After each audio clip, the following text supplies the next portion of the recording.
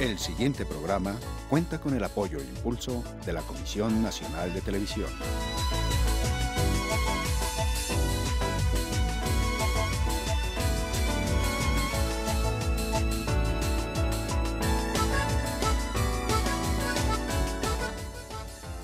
Espejo retrovisor, la historia en movimiento.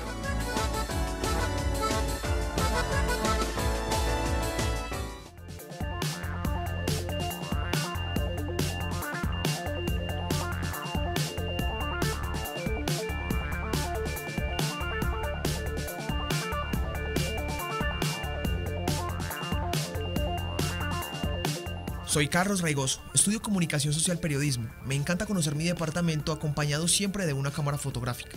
Hoy voy a caminar con Miguel Ángel Rojas, historiador y periodista, para realizar mi fotoreportaje sobre el antiguo Camino del Quindío.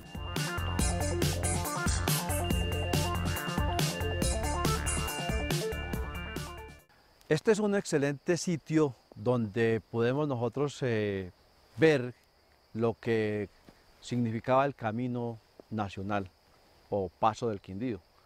Aquí, por ejemplo, estamos ubicados en una parte alta antes de llegar a la zona de Boquía.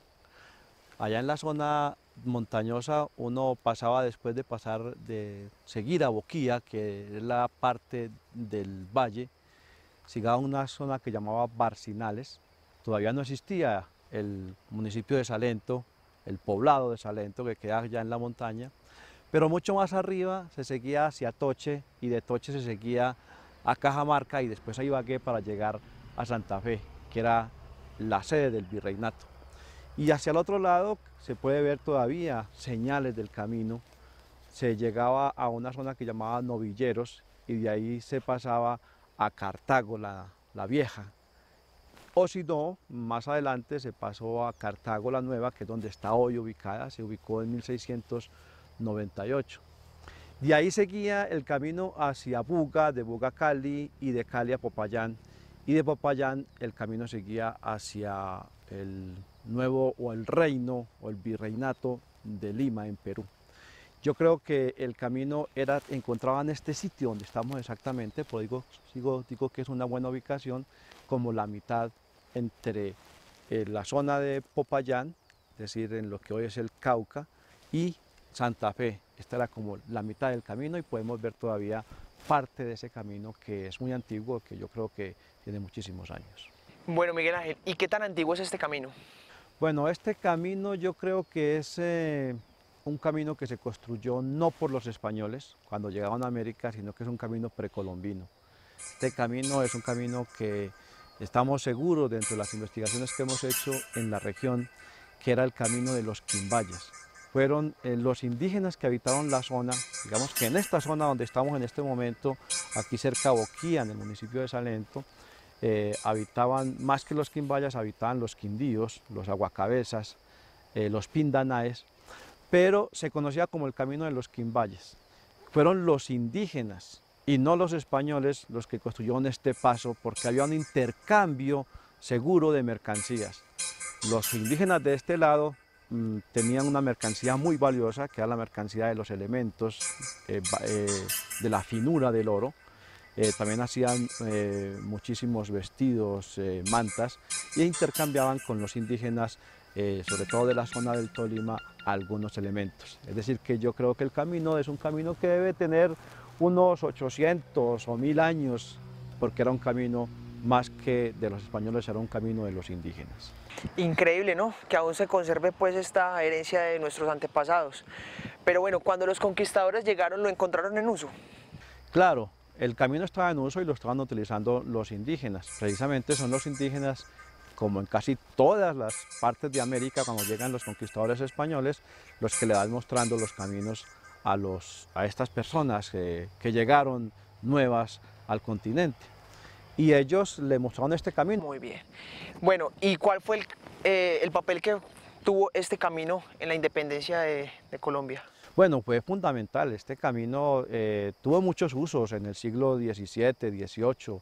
Por aquí pasaron virreyes, oidores de la Real Audiencia. Pero yo creo que la parte más importante es precisamente en el momento de la independencia, es decir, en el siglo XIX. Pero déjeme que le cuente eso allí abajito, en Boquía. Vamos a Boquía y le explico allí Vamos, Miguel Ángel. todo este tema de la independencia. Boquía fue el primer asentamiento que existió en el Paso del Quindío, ubicado en la mitad del trayecto entre Ibagué y Cartago. Allí, Carlos encontrará muy buena información para su fotorreportaje.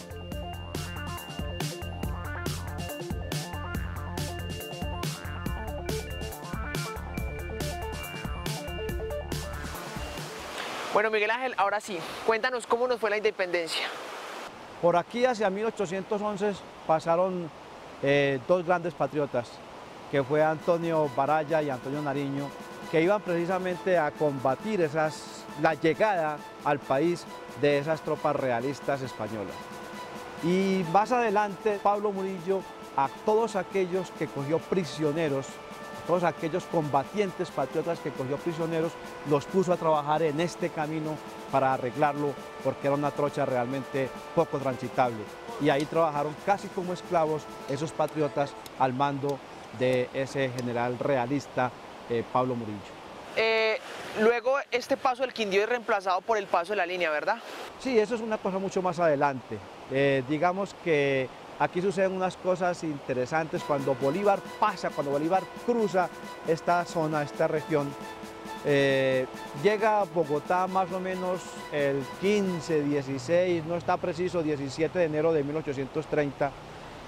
Hay una cosa muy importante que quiero anotar y es que las cartas importantes de Bolívar despidiéndose de Colombia, diciendo que se va, que está desilusionado, que aquí va a ocurrir una tragedia, la escribe precisamente en este camino, en el camino nacional, y las envía a Bogotá. Y el hombre llega más o menos en 16, 17 de enero de 1830 a Bogotá, y el 21 de enero emite un decreto donde ordena tres cosas fundamentales. La primera, que hay que arreglar el camino, que hay que componer el camino, que hay que hacer el camino. La segunda, que está dispuesto el gobierno nacional, su gobierno, que era el presidente de la República, está dispuesto a que haya un peaje en el camino. Es decir, si alguien está dispuesto a venir a arreglar el camino, puede cobrar un peaje.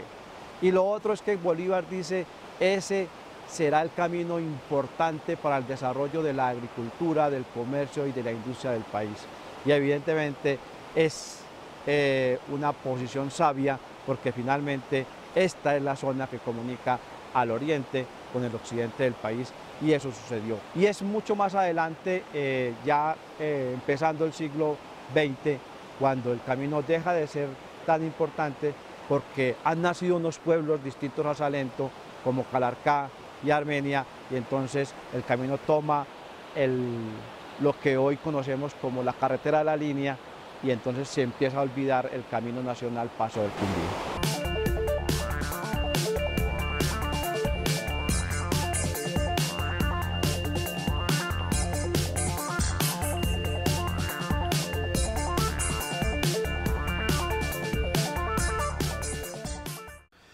Bueno, Carlos, aquí sobre el camino nacional, Paso del Quindío, pues hay una casa antigua. Esta casa antigua debe tener unos 100 o 110 años, esta casa, y una persona de la zona hizo una alegoría sobre el Paso del Quindío por Salento.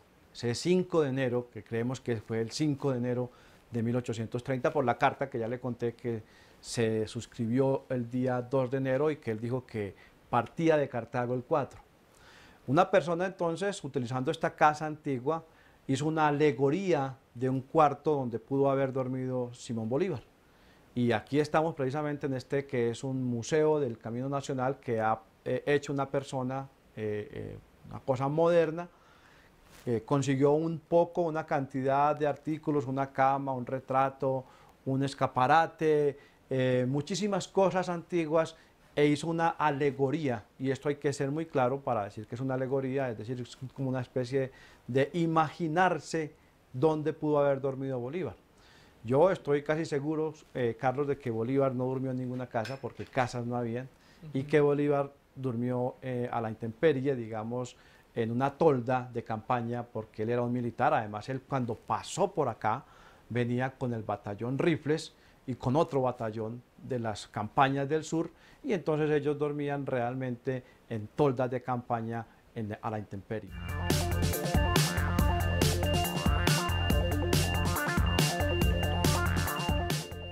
Salento fue el primer poblado que se fundó en el Quindío. Su historia siempre estuvo ligada al Camino Nacional. Su calle principal es la huella viva de esta milenaria ruta.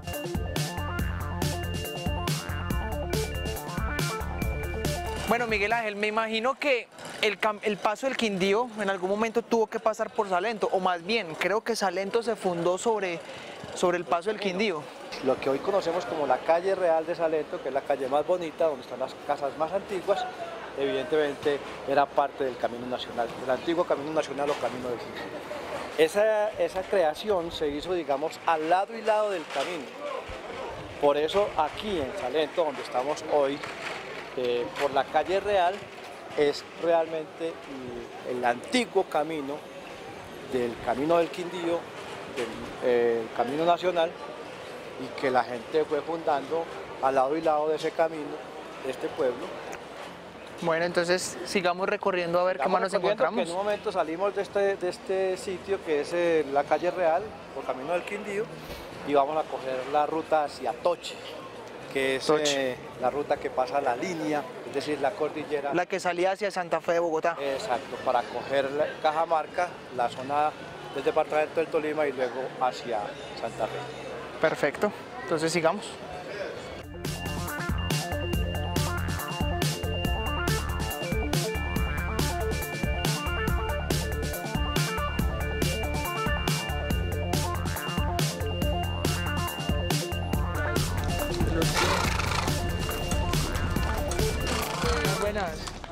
Para algunos no ha cambiado mucho sus medios de transporte. Bueno, Carlos, nos vemos aquí subidos ya en el G-Willis y vamos a tomar lo que se llama la vereda Camino Nacional. Esta vereda recibe el nombre de Camino Nacional precisamente porque por ella pasa todo el Camino Nacional. Y esta es una de las partes más interesantes del camino, porque era la parte más difícil, más pesada, donde están los profundos canelones, donde los transeúntes del camino pues se enterraban las propias mulas, se caían, se rodaban, y era una cosa muy dificultosa. Vamos a ir hasta la parte de arriba, en la línea de la montaña, para que conozcamos la zona de Toche, y allí veamos también un cementerio que había de los pobladores, de los pocos pobladores de la zona, pero sobre todo donde enterraban a las personas que se morían en el camino. Entonces los llevaban hasta ese cementerio, y allí los enterraban y dejaban crecer la sepultura.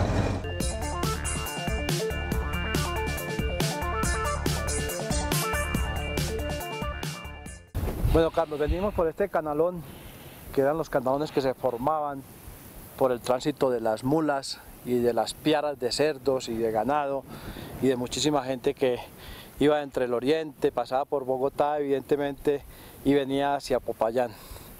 Y la gente que se iba muriendo la enterraban en el cementerio y la traían hasta aquí arriba en este cerrito, en este morrito que hay aquí, en esta lomita que hay aquí, se hizo el cementerio.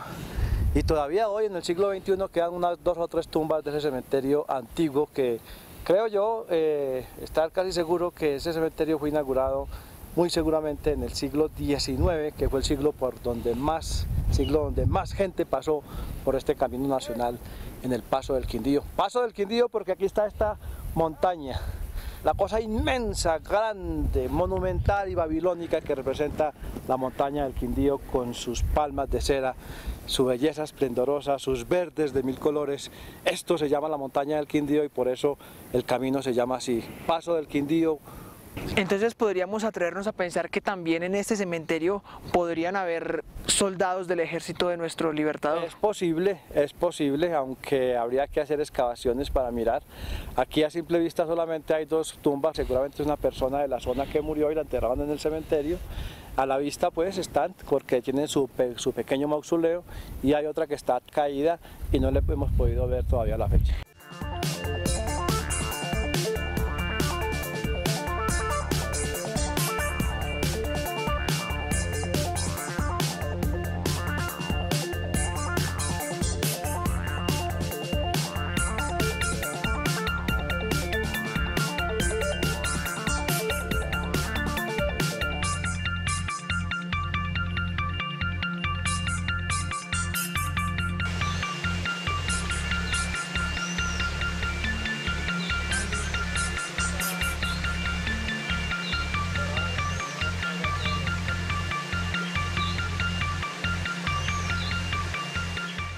este es uno de los pasos más difíciles que tenía el Camino Nacional Paso del Quindío. Como se puede observar en todo este recorrido, no hay sino lodo. Los caminantes tenían que pasar por aquí, en medio de este lodazal tan inmenso. Aquí un poco más abajo van a encontrar unos enormes abismos, es decir que había dos peligros. El lodazal, que en muchas partes se tragaba la mula entera, o se tragaba el cuerpo entero de un caminante. Y el otro peligro son los abismos que había, a donde cayeron muchísimos de los caminantes. No, y a eso creo que le podemos sumar que muchos de ellos andaban descalzos. Muchos de ellos andaban descalzos, sobre todo andaban descalzos los cargueros, que eran unas personas, unos indígenas, que tenían una silla de madera, de guadua en la espalda, y ahí cargaban especialmente a los ancianos, a las mujeres y a los niños. Y ellos andaban descalzos precisamente por estos lodazales, por estos fangos que hay aquí en la cima de la cordillera central. Me imagino que tanto lodo se debe como al clima, ¿no? Sí, claro, evidentemente el lodo se debe a que esta es una parte muy lluviosa. Aquí hay lo que se llama comúnmente un bosque de niebla, es decir, aquí se asenta un poco la niebla y hay aguaceros, hay lluvia constante permanente, y esto con el paso constante de las bestias y de las personas se va volviendo el lodo que vemos en este momento. Bueno, entonces le invito a que... Sigamos, pero por los laditos, compañero. Claro que sí.